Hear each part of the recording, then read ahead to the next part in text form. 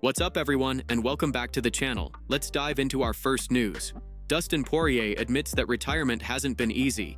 The former UFC interim lightweight champion hung up his gloves after his final fight against Max Holloway at UFC 318 on July 19, 2025. His decision came from a desire to spend more time with his family, along with the physical toll of a long and grueling career, and the need to focus on his mental well-being. After more than 2 decades of dedicating his life to the fight game, stepping away has left a noticeable void. When asked by a fan how much he misses fighting, Poirier gave a heartfelt response that showed just how deeply the sport is woven into his identity. "Every day, the moment my eyes open," he said. "I've done it for 2 decades. I dedicated my life to it. A part of me has died." His words reflected both honesty and pain, revealing the emotional side of a fighter's farewell to the cage. Even in retirement, Dustin remains a respected figure in the MMA world, admired not only for his performances but also for his humility, resilience, and the legacy he built through years of sacrifice and dedication. And before we continue, make sure to leave a like on the video and subscribe to help support the channel. Moving on to another news. Just a week after his stunning knockout win over Khalil Rountree Jr., Prochazka is already back in full warrior mode. The former light heavyweight champion wasted no time returning to his intense training routine, proving once again why he's known for his relentless mindset. Jiri shared a short clip of himself running on a treadmill with his mouth taped, a breathing exercise meant to build endurance and focus. His energy and determination were clear as he pushed through the session, showing that his hunger for another title shot has only grown stronger. In the clip, Jiri can be heard saying, "Let's go for that. No matter what's the result, daily routine, we have to keep going forward." His words perfectly captured the spirit of a true warrior, disciplined, focused, and always moving ahead toward greatness. Moving on to another news, during one of his countless media interviews ahead of his upcoming film, The Smashing Machine, Dwayne "The Rock" Johnson had a genuinely funny and unexpected moment. The Hollywood superstar was deep into his promotional tour, giving interview after interview, when he suddenly found himself face-to-face with a familiar figure. But it took him a few moments to realize who it was. Sitting across from him was none other than Duplessis, one of the UFC's top fighters, who had momentarily switched roles to become the interviewer. As the cameras rolled, The Rock looked calm and focused, answering questions like usual. Duplessis started the conversation confidently, saying, "All right, let's get this show started." He continued, introducing himself and expressing excitement about speaking with the legendary actor. "It's an absolute pleasure. Dwayne 'The Rock' Johnson, the man, the myth, the legend. It's amazing to meet you and to be able to do this with you. I'm going to hit you with some questions. There aren't many, but I'm really excited for this." As Duplessis spoke, The Rock listened attentively. Then Duplessis added, "As you know, I fight in the UFC. I live and breathe this sport. My whole life has revolved around it." That's when the realization hit The Rock. He suddenly paused, looked closely, and laughed. "Hold on a second. Holy shit, I didn't know it was you," he said with surprise and amusement. "I thought for a second, wait, is that the champ? Wait, what's going on here? No one told me." Both men burst into laughter as the moment sank in. The Rock shook his head, still smiling. "Man, I was like, goddamn, he looks just like him." And then it hit me. Hello, this is the champ himself. The two shared a lighthearted moment, the kind of genuine interaction that shows mutual respect between sports and entertainment icons. The Rock continued warmly, "Brother, it's great to see you and talk with you, man. You've done such a tremendous job. All of your fights and the build-up to them have always been amazing." Duplessis smiled humbly and replied, "I appreciate that. Thank you so much." The Rock nodded and added, "Thank you for delivering, man. It's good to see you." Duplessis ended the exchange with a grateful smile, saying, "Thank you, sir. I appreciate that." It was a short but wholesome moment between two champions in their own worlds, captured perfectly on camera. Moving on to another news, Kowalkiewicz was left heartbroken after a devastating knockout loss in Brazil. The veteran fighter stepped into the octagon hoping that the third time would finally be the charm for her, as she looked to secure her first ever win in the country after 2 previous losses in Rio de Janeiro. Facing off against Julia Polastri, a rising strawweight prospect 12 years younger, Carolina entered the fight determined and well prepared. However, things didn't go her way from the very start. Polastri came out strong, applying heavy pressure and nearly finishing Carolina in both the first and second rounds. Her striking was sharp and powerful, keeping the Polish veteran on the defensive throughout most of the fight. Despite being rocked multiple times, Carolina showed her trademark toughness and heart, refusing to back down even as the damage piled up. She tried to rally and adjust her game plan, but Pilastri's youth, speed, and aggression were simply too much to handle that night. In the third round, Pilastri landed a clean and brutal head kick that sent Carolina stumbling backward. Smelling blood, Pilastri followed up with a relentless flurry of strikes, forcing the referee to step in for a standing TKO finish. With that win, Pilastri improved her UFC record to 2-2, while Carolina faced yet another painful defeat in Brazil.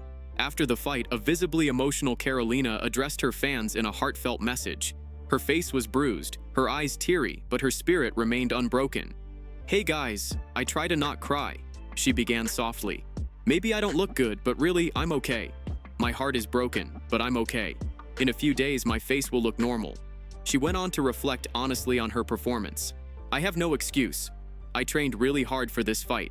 I had an amazing fight camp, and my cardio was the best it has ever been in my life, but it wasn't enough. My opponent was better tonight." Carolina then showed pure class and sportsmanship, giving full credit to her opponent. "Big congratulations to Julia. She's an amazing fighter and a very nice person," she said with a tired but genuine smile. Before ending, she thanked everyone who supported her, adding, "Thank you for your support. I can't reply to all your messages, but I really appreciate it. Thank you guys." It was a touching moment that reminded fans why Carolina remains one of the most respected veterans in the sport. Moving on to another news, Silva and Paulo Costa finally crossed paths at UFC Rio, but the meeting turned out much different than anyone expected. The two Brazilian fighters had been trading harsh words online for weeks. Silva had openly expressed his dislike for Costa, even going as far as saying he'd fight him in the street if given the chance. Costa, never one to back down from verbal exchanges, fired back on social media with his trademark humor and sarcasm, keeping the tension alive between them. However, when they unexpectedly ran into each other in the crowd during UFC Rio, the moment took a completely different turn. Instead of hostility, both fighters shared a surprisingly calm and respectful interaction. The crowd around them watched closely as the two shook hands, exchanged a few words, and seemed to leave the animosity behind. What could have been a heated confrontation ended up showing mutual respect between two warriors representing Brazil on the biggest stage. The brief meeting was met with cheers and applause from fans nearby, proving that even fierce rivals can show class when it matters most. Moving on to another news, Max Holloway has responded to Charles Oliveira's call-out and made it clear that he's open to running it back. Just 105 days after suffering a brutal knockout loss to lightweight champion Ilya, Oliveira returned to form in spectacular fashion at UFC Rio. In front of a roaring home crowd, the former lightweight king reminded everyone why he's one of the most dangerous finishers in the sport. Delivering a vintage performance, Oliveira dominated top contender Mateusz Gamrot before locking in a slick rear naked choke in the second round to secure the submission victory. After the fight, Oliveira wasted no time calling out the reigning BMF champion, Max Holloway, a man who had previously defeated him years ago. Speaking with emotion and confidence, Oliveira made his intentions clear. He wanted the BMF belt next, and he wanted it against Holloway. The call-out quickly went viral across the MMA world, and fans immediately began speculating about the potential blockbuster matchup between two of the sport's most exciting strikers. It didn't take long for Holloway to react. During a live stream on his Kick channel, the Hawaiian superstar addressed the call-out from Oliveira in his signature calm and cool fashion. Laughing as the chat flooded with comments about the fight, Holloway said, "I know, bro. I know. I see the chat. We know, bro. We heard the call-out. Tell them. Only time will tell now, bro." He paused for a moment, then added with a grin, "That would be a fun one, for sure. We've been talking about this fight for a while." Holloway went on to acknowledge their shared history, referencing Oliveira's previous loss to him and the circumstances surrounding that fight. "Me and him got a history," he said. "He's been blaming it on some type of injury. I guess we get to figure it out now, huh?" The BMF champion also provided a quick update on his current condition, noting that he's still recovering but making progress. "My hand is getting better," Holloway said. "We're just waiting to get cleared.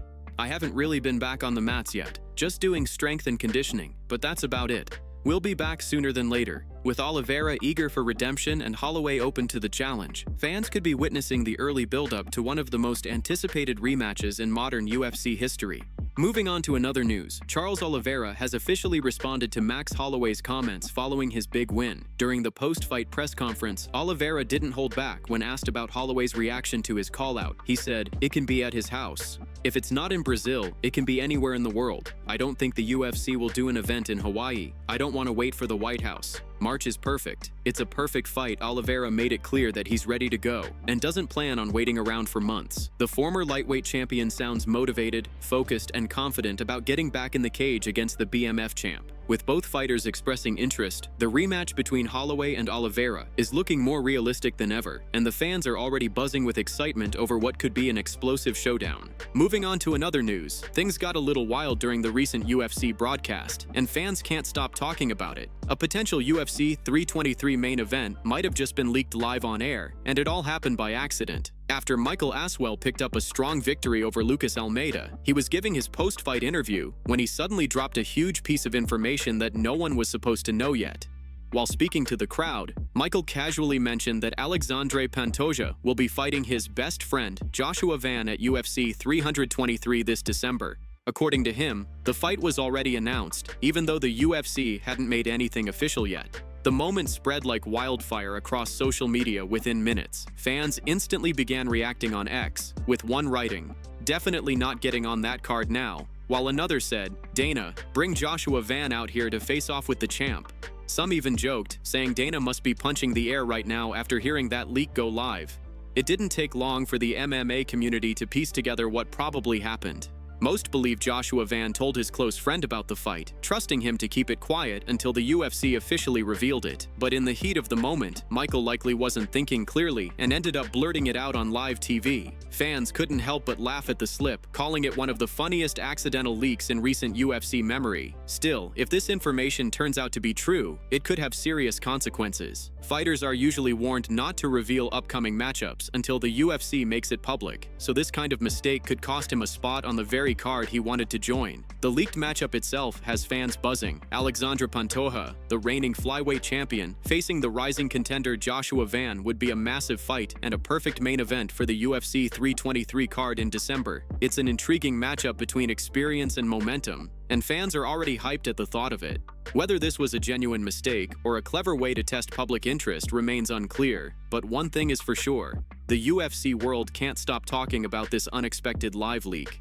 Moving on to another news, Alex Pereira was among the fighters cage side for the electrifying main event between Charles Oliveira and Mateusz Gamrot at UFC Rio. The atmosphere inside the arena was absolutely electric as fans roared for their hometown hero. Alongside Pereira were fellow Brazilian fighters Borralho and Yanan Wu, all watching closely as Oliveira put on a vintage performance.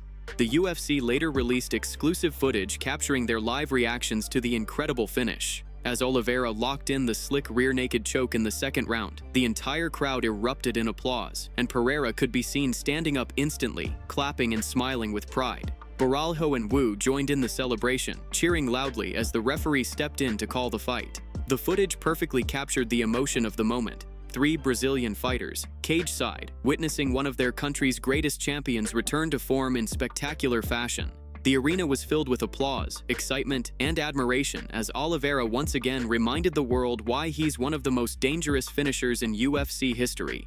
Moving on to another news, Jose Aldo has officially confirmed his retirement from the UFC for the second time in what was an emotional and unforgettable moment with his home crowd. Known around the world as the King of Rio, there was no more fitting stage for the Brazilian legend to lay down his gloves than Saturday night's UFC Rio event. Inside a packed Farmácia arena, Aldo finally got the farewell he truly deserved after a turbulent second run in the octagon. Once celebrated as one of the greatest featherweights of all time, his final few outings didn't go his way. Aldo first suffered a tough loss to Mario Bautista in a frustrating fight at UFC 307 last year. Then, after struggling to make the bantamweight limit, he moved up but was defeated by Ayman Zahabi at UFC 315 in May. Just after the start of the UFC Rio main card, Aldo made his way to the octagon, holding his gloves and walking side by side with his family. As the crowd cheered and chanted his name, the emotion was clear on his face. He choked back tears before placing his gloves on the canvas, symbolizing the end of an era. The moment was powerful and heartfelt, as fans paid tribute to a man who helped shape the sport of MMA. This was not Aldo's first retirement. Back in September 2022, he had announced he was stepping away from fighting, but that break lasted less than a year. His competitive spirit brought him back to action by May 2024, after a brief stint in professional and exhibition boxing. Aldo made a strong return with a dominant victory over Jonathan Martinez at UFC 301 in Brazil, reminding fans of his brilliance. However, his comeback run didn't lead him to another title shot. A third UFC belt, this time at bantamweight, slipped just out of reach. Before his final bout with Zahabi, Aldo revealed that his body had started to give up on him. During fight week, he stopped cutting weight and decided to compete at featherweight instead. After an exhausting adrenaline dump during the fight, he realized it was time to step away. In a heartfelt message, Aldo wrote, "That might have been my last time in the octagon. During this week, I lived one of the biggest battles of my life, not against an opponent, but within myself." He thanked Dana White, Lorenzo Fertitta, and most of all, his fans, saying, "You made me king. If this was my farewell, I'm leaving in peace, heart full of gratitude and head held high, because I have made history and lived my dream." That's it from MMA Pulse News. Thanks for watching. Don't forget to leave a like and subscribe for daily MMA news.